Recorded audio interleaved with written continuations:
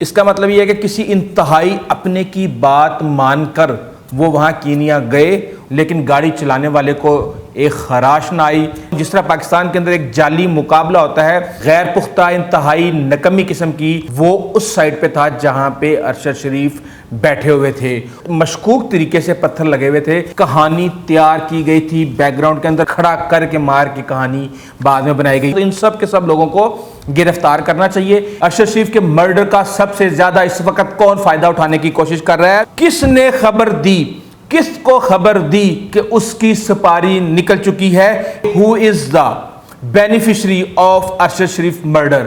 عمران خان نے ارشد شریف کو قتل کروایا۔ بسم اللہ الرحمن الرحیم۔ السلام علیکم ناظرین، امید ہے آپ سب لوگ خیر خیریت سے ہوں گے۔ ارشد شریف اب اس دنیا میں نہیں رہے، انتہائی افسوسناک خبر ہے یہ، اور یہ خبر مجھے صبح میری 6 سال کی بیٹی نے دی، اور جن حالات میں دی اور جس طریقے سے وہ صورتحال تھی وہ ناقابل بیان ہے۔ مجھے ارشد شریف کی ڈیتھ کا بہت افسوس ہے، کیونکہ میں نے ارشد شریف کے ساتھ دنیا ٹی وی اور ARY میں کام کیا ہوا ہے، اور جب ہم ٹرانسمیشنز کر رہے تھے جو عمران خان کی پہلے 2014 کی لانگ مارچ ہے، تو 3 مہینے ہم نے وہاں ARY کے اندر ٹرانسمیشنز کی تھی۔ میں کھرا سچ کا اس وقت سینئر پروڈیوسر تھا، اور وہاں پہ ہماری ساری ٹیمیں بیٹھ کے بات کیا کرتی تھی۔ بہت ہی ایک اچھا انسان تھا، چاہے ان کے جو پولیٹیکل اپروچ تھی وہ جو بھی تھی جیسے بھی تھی، لیکن بحیثیت انسان وہ ایک بہت ہی اچھے انسان تھے۔ اللہ تعالیٰ ان کو جنت الفردوس میں جگہ عطا فرمائے، ان کے رشتہ داروں کو اور ان کے وارثین جو ہیں ان کو صبر و جمیل عطا فرمائے۔ لیکن اس وقت آج کی ویڈیو میں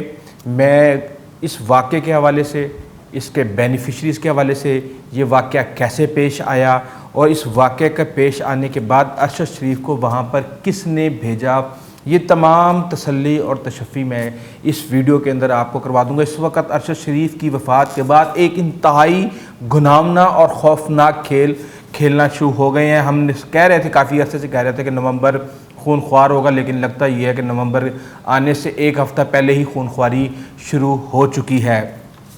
سب سے پہلا سوال یہ ہے کہ ارشد شریف کینیا کیا لینے گئے تھے؟ بہت سے لوگ یہ کہہ رہے ہیں کہ جناب پاکستان کی حکومت نے ان سے رابطہ کیا، UAE کی حکومت سے۔ UAE کی حکومت کے اس وقت پاکستان کے ساتھ بہت اچھے تعلقات ہیں، اور ارشد شریف نے یہ سوچا کہ شاید یہ مجھے پاکستان کے حوالے نہ کر دیں، تو وہاں سے وہ UK چلے گئے۔ UK سے ان کی تصویریں ہیں، وہاں پہ بہت سے لوگوں سے انہوں نے ملاقاتیں کی ہیں، اور ایک مبینہ طور پہ انہوں نے ایک گھر بھی لندن سے باہر ایک گاؤں کے اندر رہنے کے لیے لیا ہے۔ پھر آگے سے یہ خبر آتی ہے کہ ان کا شاید جو ویزا ہے وہ ایکسپائر ہو رہا تھا، تو انہیں کسی نے وہیں پہ ان کے بہت ہی پیارے نے مشورہ دیا کہ آپ کینیا کیوں نہیں چلے جاتے۔ وہاں پہ وہ کس فارم ہاؤس میں سٹے کر رہے تھے؟ یہ جو 2 شخص ہیں، ابھی تک آپ نے ایک خرم کا نام سنا ہوگا، ایک اور بہت ہی اہم شخص ہے، اس کا نام ہے وقار۔ یہ دونوں شخص اس وقت کینیا کی جو پولیس ہے اس کی کسٹڈی میں ہیں، اور اس وقت پولیس کو وہاں پہ جو ہمارے ہائی کمشنر اور دوسرے ہیں ان کو ان تک رسائی نہیں دی جا رہی، اور اب تک جتنی بھی آپ خبریں سن رہے ہیں وہ ایک طرح سے قیاس آرائیاں اور دیگر چیزیں اس کے اندر ہیں، اور کوئی بھی چیز اتھینٹک نہیں ہے جس کو کہا جائے کہ دس از دا فرسٹ سورس اور یہ اس طریقے سے ہوا ہے۔ اس کا مطلب یہ ہے کہ کسی انتہائی اپنے کی بات مان کر وہ وہاں کینیا گئے، اور اس کے علاوہ جو وہاں پہ وہ کہاں جا رہے ہیں، کیسے جا رہے ہیں، کدھر جا رہے ہیں، اس وقت وہ کس جگہ پہ ہیں، اس چیز کا علم بھی ان کے انتہائی اپنے اور قریبی شخص کو تھا۔ فائرنگ ہوتی ہے، فائرنگ میں وہ شخص جو گاڑی چلا رہا ہوتا ہے، مقصد گاڑی کو روکنا تھا، لیکن گاڑی چلانے والے کو ایک خراش نہ آئی، لیکن جو گاڑی کی سائڈ پہ جو سواری بیٹھی تھی اس کو گولیاں لگیں، اور ایسے نشانے لگے کہ میں آپ کو اس کی تفصیل بتاتا ہوں۔ جس طرح پاکستان کے اندر ایک جعلی مقابلہ ہوتا ہے، اس طریقے سے اس کی ساری جو کہانی کو گھڑا گیا۔ انتہائی غیر پختہ، انتہائی نکمی قسم کی جو کینیا کی پولیس ہے اس نے یہ سٹوری گھڑی ہے۔ 9 گولیاں لگیں، ان 9 گولیوں کے اندر جو GSU جو ان کا پولیس آفیسر تھا، وہیں پہ اس کے ساتھ ہی مگادی ٹریننگ سکول سے اس کا تعلق تھا، وہاں پہ وہ لوگ موجود تھے، اور خرم احمد جو ہے وہ گاڑی چلا رہے تھے۔ کینیا کے ٹائم کے مطابق 9 بجے، کینیا کا ٹائم اگر یہاں پہ اس وقت 11 بجے میں رات کے، تو آپ یہ سمجھ لیں گے کینیا میں اس وقت 9 بجے میں رات کے۔ पुलिस स्टेशन को इन्फॉर्म किया गया। इसका मतलब ये कि 1 घंटे पहले वाक़या पेश आया और उस वक़्त ये वाक़या हुआ, यानी पाकिस्तान के टाइम के मुताबिक तकरीबन 10 बजे ये वाक़या पेश आया। पीछे से 4 गोलियां लगी हुई हैं, कोई ये कह रहा है कि पीछे से 2 गोलियां लगी हैं, कोई ये कह रहा है कि 4 गोलियां लगी हैं, लेकिन इस बात पे सब मुत्तफिक हैं कि सारी की सारा जो प्रेशर था फायरिंग का वो उस साइड पे था जहां पे अरशद शरीफ बैठे हुए थे। और रास्ते में पत्थर लगा के, देखें पुलिस होती है तो पुलिस तो यकीनन बैरियर्स लगाती है, वहाँ पे पुलिस होती है वो रोकती है, वहाँ पे इस मशकूक तरीके से पत्थर लगे हुए थे जैसे ये कहा जाए कि कोई डाकू कोई वारदात डालने के लिए वहाँ पे खड़े होते हैं। और पत्थरों की वजह से गाड़ी की स्पीड वहाँ पर स्लो हुई है और उसके बाद पीछे से गोली मारी गई है। जो तस्वीर है उससे तो ऐसे लगता है जैसे साइड से गोली मारी गई है, लेकिन गोलियों की जो फायरिंग है वो हर तरफ से आई है। अगला जो राइट टायर है वो भी पंचर हुआ हुआ है, उसका जो उसके बूट्स हैं उसके ऊपर भी, जो जिसे हम पंजाबी में कहते हैं गाड़ी के गिट्टे, वहाँ पे भी गोलियां लगी हुई हैं। और जो राइट साइड है वो फ्रंट दरवाजे पे नहीं, बैक दरवाजे के ऊपर फायरिंग हुई है। इसका मतलब ये है कि बड़े इंतहाई सोचे समझे मंसूबे के तहत ड्राइवर को बचाया गया वहाँ पे। कुछ लोगों का ये कहना है कि वो जो ड्राइवर था उसकी और जो उसका साथ बंदा है उसकी कोई मशकूक सरगर्मी है, वो कोई वहाँ पे अपने आप को रियल स्टेट के डेवलपर कहते हैं, लेकिन असल काम उनका कोई और है। लेकिन ये अगले 24 से 48 घंटे में बहुत लंबी लंबी कहानियाँ निकलने वाली हैं। अब बात यह है कि बच्चा था, जो भी था, बच्चा उस गाड़ी के अंदर था, तो क्या उस बच्चे को भी मारना था साथ में? गाड़ी का नंबर, जो अरशद शरीफ जिस गाड़ी में बैठा हुआ था उसका नंबर 200 था, KDG, और जो दूसरी गाड़ी थी उसका नंबर है KDJ 700। क्या ये 700 200 के अंदर फ़र्क नज़र नहीं आता, लेकिन मॉडल एक ही था। इसका मतलब ये है कि एक कहानी तैयार की गई थी बैकग्राउंड के अंदर। मैं अब तक मैंने जितनी भी ये इसके बारे में स्टोरी सुनी है और जो पढ़ी है, मैं बिल्कुल भी इसके ताने बाने मिला के बिल्कुल भी कन्विंस्ड हूँ कि ये एक सोची समझी और प्लानिंग के तहत कत्ल किया गया है। अब वहाँ के जो लोकल पुलिस अफसर्स हैं जिन्होंने नाम बताने से वहाँ पे लोकल मीडिया को अपना इनकार कर दिया उन्होंने, लेकिन उन्होंने ये कहा कि ये जो रिपोर्ट है इस रिपोर्ट के अंदर सच और हकीकत को छुपाया गया है। ये भी हो सकता है कि शायद खड़ा करके मार की कहानी बाद में बनाई गई हो, लेकिन ये सब की सब कहानियां हैं जिनको हम मुबैना तौर पे तो कह सकते हैं, लेकिन हम ये नहीं कह सकते कि ये वाकई हो चुका है। लेकिन जो ताने बाने हैं वो बिल्कुल भी सही तरीके से नहीं मिल रहे। मैंने कुछ चीज़ें लिखी हुई हैं। अब इस वक्त मैं हैरान था कि ये कैसे इतने तेज़ी से बयानिया कैसे इतनी तेज़ी से बन गया कि जी लंदन से उसको पहले UAE से निकलवा दिया गया। UAE में जब तक आपका वीज़ा है आप वहाँ पे रह सकते हैं और उसके बाद फिर आप अपनी मर्ज़ी से लंदन जा सकते हैं। चलें जी, UAE से निकलवा दिया गया तो चलें आप लंदन चले गए, तो लंदन से आपको कीनिया किसने भेजा? और यह मकबूल जान की एक पोस्ट आ रही है कि मुझे भी कीनिया जाने का मशवरा दिया गया था।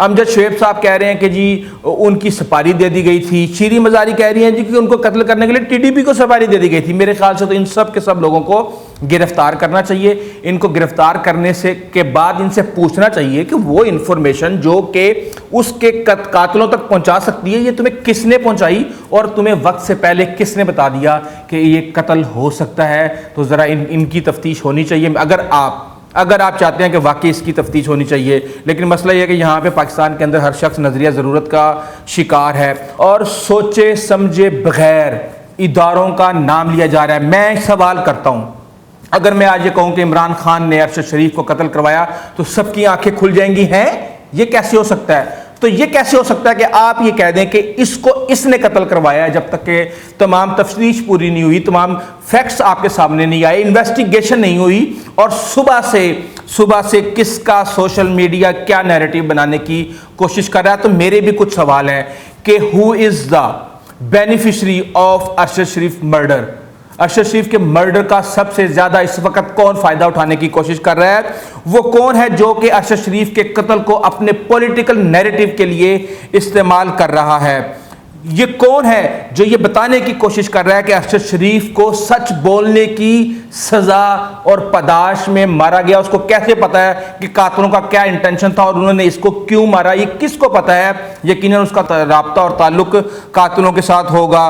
किसने खबर दी, किसको खबर दी कि उसकी सपारी निकल चुकी है? किसने उसको पेशावर एयरपोर्ट से बाहर जाने में मदद फराहम की ताकि बाहर वहां पे اس کا بندوبست کیا جا سکے۔ بات یہ ہے کہ اس کے اندر اتنی کلیئر کٹ چیزیں ہیں کہ یہ پولیس مقابلہ ہے، اس کا مرڈر کیا گیا ہے، اور کس نے ارشد شریف کو کنونس کیا کینیا جانے کے لیے، وہاں پہ بزنس کرنے کے لیے، یہ ساری جو لڑیاں ہیں یہ آپ آپس میں ملائیں گے تو بہت کچھ ہو جائے گا۔ اس وقت اب جو لوگ پولیٹیکل مائلیج کے لیے استعمال کر رہے ہیں ارشد شریف کے قتل کو، جو میٹیریلائز کر رہے ہیں اس کو لانگ مارچ کے جو کہتے ہیں نا شعلہ ہے اس کے اندر آگ بھڑکانے کے لیے اس کو استعمال کر رہے ہیں، وہ سب ان سے بھی سوال ہونا چاہیے کہ بھائی صبح قتل جب ہوا رات کے ٹائم تو صبح پورا بیانیہ کیوں تیار ہو چکا تھا؟ کس کو خبر تھی کہ یہ رات کو یہ کام ہونے والا ہے تاکہ ہم صبح صبح اٹھ کے اپنا بیانیہ تیار کریں؟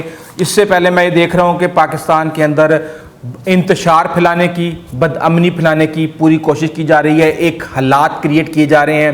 ہم نے دیکھا ٹی ایل پی کے اوپر کس طریقے سے فائرنگ ہوئی، لیکن سلام کرتا ہوں میں ٹی ایل پی والوں کو کہ انہوں نے کسی بھی قسم کا پاکستان کے اندر بد امنی پیدا نہیں کی۔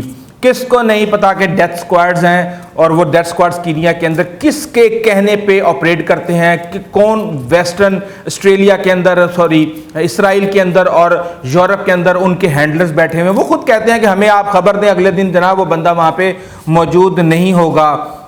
اس کے مرنے کا نقصان کس کو ہے، فائدہ کس کو ہے، یہ سب آپ کے سامنے۔ اپنے دماغ کی بتیاں جگائیں، کھولیں ذرا اس کو اور سوچیں کہ جناب جس طرح آپ کے دماغ میں گند گھسایا جا رہا ہے اور اسی گند کی بیس پہ آپ اپنی تمام حکمت عملیاں اور چیزیں آپ نکال کے بیٹھے ہوئے ہیں۔ دیکھیں آپ ایک بات آپ کو سمجھنے کی ضرورت ہے، آپ کو یہ بات سمجھنے کی ضرورت ہے کہ پہلے بیہائنڈ کلوز ڈور کی جو جھوٹی تھیوری ہے کہ یہ نیٹ فلکس پہ آ رہی ہے، اور اس کے بعد نیٹ فلکس نے کہا کہ نہیں جی یہ تو کوئی ایسی اس طرح کی کوئی چیز نہیں آ رہی، وہ کون ہے جنہوں نے یہ جھوٹا کھیل کھیلنے کی کوشش کی اور آج وہ یہ کہہ رہے ہیں کہ اس ڈاکومنٹری کی وجہ سے اس کو مار دیا گیا؟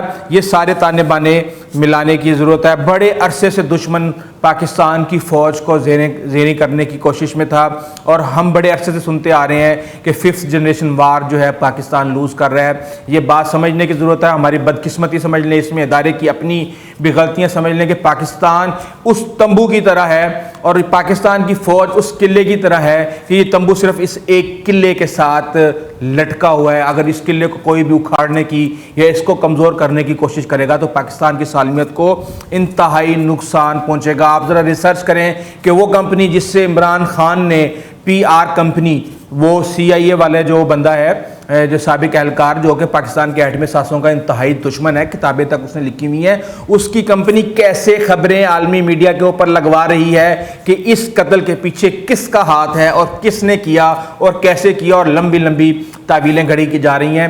یہ سب چیزیں سوچنے کی بات ہے۔ مجھے بہت سے لوگوں نے کہا کہ یہ اس وقت افسوس کا ٹائم ہے، یہ افسوس کا ٹائم ہے۔ میں نے کہا بالکل یہ افسوس کا ٹائم ہے، لیکن اس افسوس کی آڑ میں جن کا وہ حامی تھا، جن کو وہ سپورٹ کر رہا تھا، وہ افسوس نہیں کر رہے، وہ سیاست کر رہے ہیں، اور جو اس کے دشمن تھے اور جو اس کے اوپر تنقید کرتے تھے وہ افسوس کر رہے ہیں۔